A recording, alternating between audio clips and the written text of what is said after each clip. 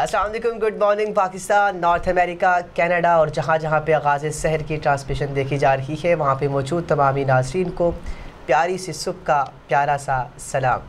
उम्मीद करता हूँ आप सब बखैर आफ़ियत होंगे, खुश होंगे और आपकी जो सुबह है वो बड़ी ही शानदार गुजर रही होगी। जी समरा, कैसी हैं आप? मैं ठीक ठाक, आप कैसे हैं? अल्हम्दुलिल्लाह, अल्लाह का लाख लाख एहसान है। प्यारी सी सुबह में आपको भी प्यार भरा सलाम।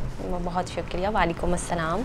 आज कौन सी खूबसूरत सी बात आप लेके आई है हमारे ऑडियंस के लिए? आज जो खूबसूरत सी बात है वो है वैल्यू योरसेल्फ। अपने आप को इम्पोर्टेंस देना, अपनी ज़ात को इम्पोर्टेंस देना, वैल्यू करना सबसे ज़्यादा मैटर करता है। कभी कभी क्या होता है यासिर, हम किसी भी रिलेशन को बचाने के लिए, दोस्ती बचाने के लिए क्या करते हैं कि अपनी सेल्फ़ रिस्पेक्ट को, अपने ईगो को, अपने एटीट्यूड को, सब चीज़ों को ना साइड में रख देते हैं और चाहते हैं सामने वाला जो है वो किसी तरह मान जाए, लेकिन ऐसा नहीं होता। और जब टाइम गुजर जाता है तो हमें ख्याल आता है कि यार नहीं, हमने गलत किया, अपने आप को इज़्ज़त देनी चाहिए थी। तो लिहाजा ऐसे ही कीजिए कि अपने आप को रिस्पेक्ट दीजिए, अपनी ज़ात को रिस्पेक्ट दीजिए। जब तक आप अपने आप को नहीं इज़्ज़त देंगे, कोई सामने वाला भी आपकी इज़्ज़त नहीं करेगा। और एक और चीज़ कि पर कटे परिंदे किसी को पसंद नहीं होते, तो अपने आप को वैल्यू कीजिए। बड़ी ही शानदार बातें आपने की है, बिल्कुल ऐसी ही बात है। आपने दुरुस्त कहा कि अपनी ज़ात को अहमियत दी जाए। अपनी इंसान ने जब अल्लाह ताला ने जब इंसान को पैदा किया तो उसके अंदर इज़्ज़त नफ्स को रखा, जिसे हम सेल्फ़ इस्टीम कहते हैं।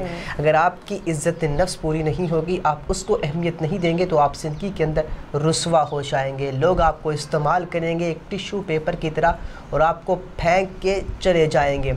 किसी का टिश्यू पेपर बनने की बजाय गोल्डन पेपर बनने के लिए ख़ुद को अहमियत दीजिए, ख़ुद का साथ दीजिए और अपनी ज़िंदगी के अंदर अपनी चीज़ों को दुरुस्त कीजिए। ऐसे बन जाइए कि किसी की ज़रूरत ना रहे। इज़्ज़त दीजिए, इज़्ज़त लीजिए। जब आप ऐसे करेंगे तो आपकी ज़िंदगी में बहुत सी चीज़ें आएंगी।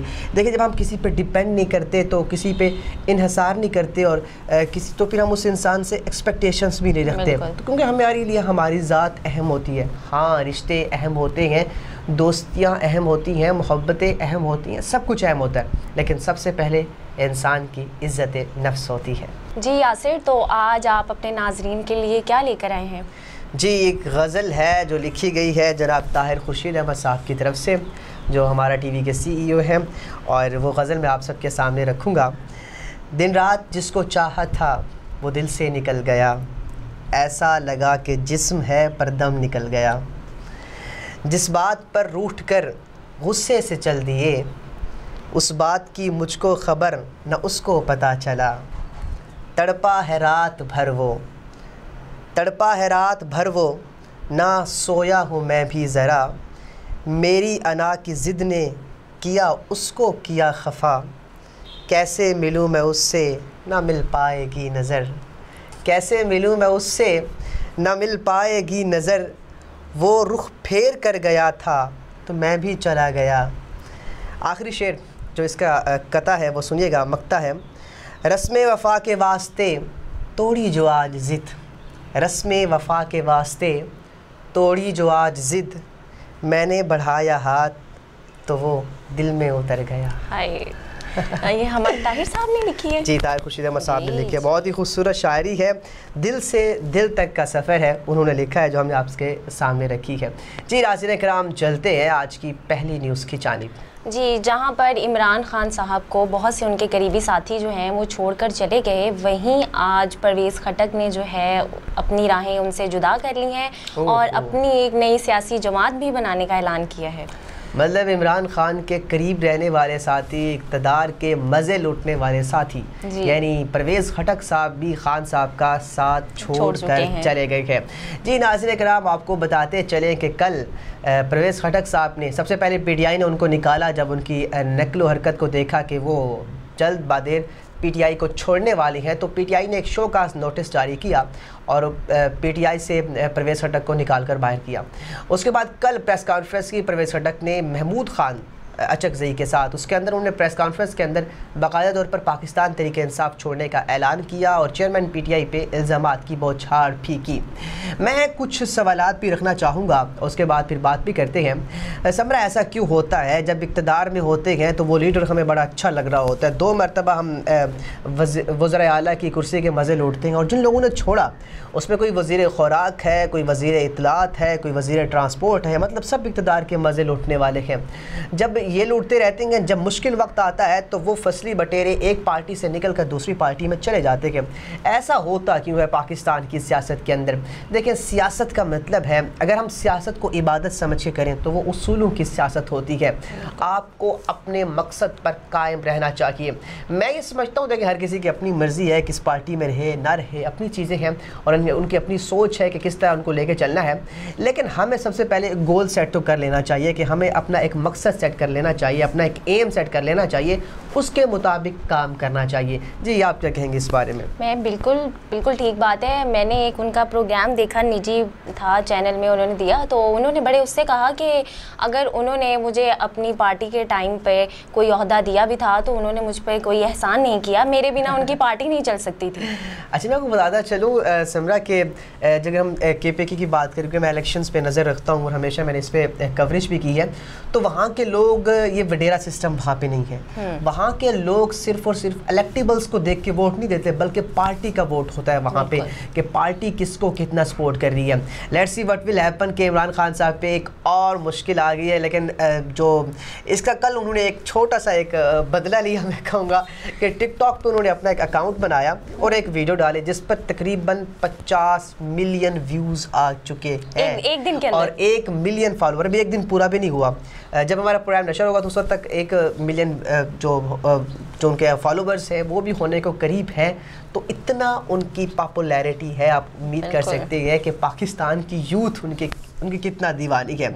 और टिकटॉक पे यूथ के साथ अब तो हर एज के बंदे आ रहे हैं, तो शायद उनका ये वापसी एक उनको प्री बैक था, प्लान बैक था कि देखो तुम अगर निकल के जा सकते हो तो मेरे पास इतना स्ट्रेंथ है। Let's see what will happen. नाज़रीन इकराम, चलते हैं आज की दूसरी न्यूज़ की जानिब। जी यासिर, आप बाइक पे आते हैं?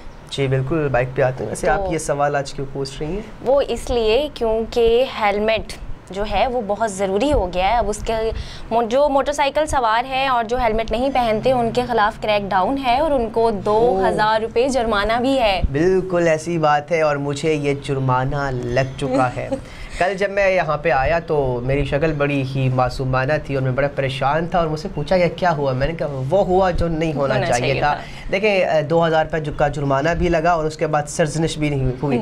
होना तो ये चाहिए था जो आजकल के लोग करते कि मीडिया का कार्ड दिखा दें, ये दिखा दें, लेकिन ये अखलाकी तौर पर अच्छी बात नहीं है। देखिए सबसे पहले तो हमें ये समझना होगा कि ये कानून लगा क्यों। ये हम सबकी सेफ्टी के लिए, हम सबकी हिफाजत के लिए है, क्योंकि रोज़बरोज़ एक्सीडेंट्स होते हैं और अगर हमने हेलमेट डाला हो तो हमें जानलेवा हमला हम पे नहीं हो सकता। हम अगर एक्सीडेंट हो भी जाता है तो 90% चांसेस होते हैं कि हम बच सकते हैं। जिस तरह एक क्रिकेट के अंदर हम देखते हैं कि एक क्रिकेट खेलने वाला, एक बैट्समैन, वो भी हेलमेट डाल के ही क्रिकेट खेलता है और कई बार बॉल लगती है और उनको कुछ नहीं होता, बच जाते हैं। तो इसी वजह से ये भी एक सेफ्टी रूल है और इस वक्त जो लाहौर के अंदर इसकी अच्छी खासी पाबंदी है और ये भी कहा जा रहा है कि जो नहीं चलाएगा, बाइक तो चलानी पड़ेगी जो बाइक चलाएगा विदाउट हेलमेट उस पर 2000 रुपये का जुर्माना। और ये भी कहा जा रहा है और ट्रैफिक पुलिस की जानिब से अगर इस पर अमल ना किया गया तो सेकंड जो होगा उस पर 5000 रुपये तक का जुर्माना पड़ सकता है।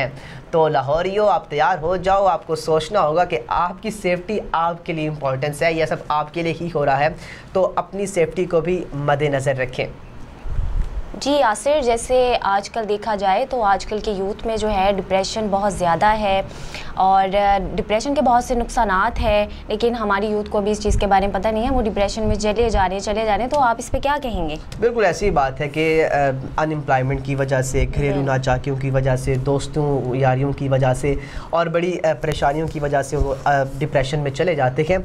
और ये बहुत ही गलत बात है कि इंसान जब डिप्रेशन में आता है तो वो कोई काम सही से कर नहीं पाता, वो अपने घर को नहीं देख पाता, अपनी जॉब को नहीं देख पाता, अपनी स्टडीज़ को अच्छी तरह कंटिन्यू कर सकता, और इस वजह से वो बहुत सी बीमारियों का भी शिकार होता है।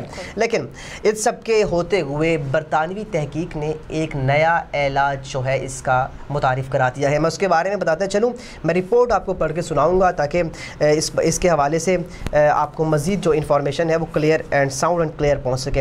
एक तहकीक हुई है आयरलैंड के अंदर, जिसके मुताबिक वो अफराद यानी जो डिप्रेशन का शिकार है, अगर वो रोज़ाना 20 मिनट की जिस्मानी सरगर्मियों में ख़ुद को मसरूफ़ रखते हैं, यानी जिस्मानी सरगर्मियों से मुराद है एक्सरसाइज के अंदर रखते हैं, चहलकदमी के अंदर रखते हैं, तो वो डिप्रेशन से दूर भाग सकते हैं। देखें, एक बड़ी खूबसूरत सी बात करने लगा हूँ। इस्लाम है ना, कहते हैं ना मुकम्मल ज़ाब्ता याद है, कंप्लीट कोड ऑफ लाइफ है। अल्लाह के रसूल ने फरमाया जब आपको गुस्सा आए, खड़े हो तो बैठ जाओ, बैठे हो तो खड़े हो जाओ, अगर बैठे हो तो लेट जाओ, लेटे हो तो खड़े हो जाओ। मतलब ये कंडीशंस बताई हैं। इसका मतलब क्या था कि जब आपकी बॉडी मूवमेंट करेगी तो जो आपके रिएक्शन टाइम है वो थोड़ा लेट हो जाएगा, और फिर आप जो करना चाह रहे होंगे वो नहीं करेंगे, गुस्सा ख़त्म हो जाएगा और आप रिलैक्स फील करेंगे।